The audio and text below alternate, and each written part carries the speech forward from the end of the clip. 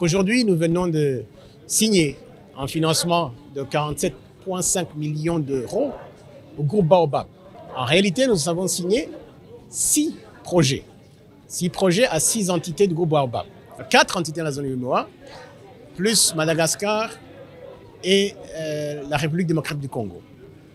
Le groupe Baobab est une institution de microfinance qui est présente sur ces marchés-là et joue un rôle primordial dans l'inclusion financière.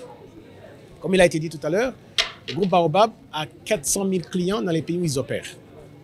Ils interviennent sur des segments qui ne sont pas aujourd'hui servis par le système bancaire classique. Les coopératives de femmes, les commerçantes, etc. Aujourd'hui, le financement qu'on vient de leur mettre en place leur permettra d'accompagner en financement ce segment-là, aujourd'hui qui n'est pas, encore une fois, couvert par les institutions classiques. Ce que nous essayons de faire à travers ce financement, c'est vraiment de renforcer l'inclusion financière et permettre à ces entités-là, qui sont souvent dans le secteur informel, de pouvoir aussi avoir accès au financement.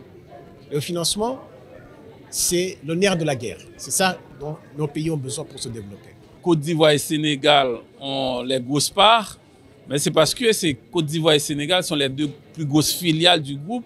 Ce sont les locomotives du groupe aussi. Il y a une cohérence dans la répartition des montants. Nous venons de clôturer notre année fiscale. Nous avons financé pour à peu près 1,4 milliard de dollars de financement pour le secteur privé en Afrique de l'Ouest. Donc aujourd'hui, les besoins, quand je dis 1,4 milliard de dollars, on a l'impression que c'est des montants considérables. En réalité, par rapport aux besoins de nos économies, du secteur privé, c'est une goutte d'eau dans l'océan.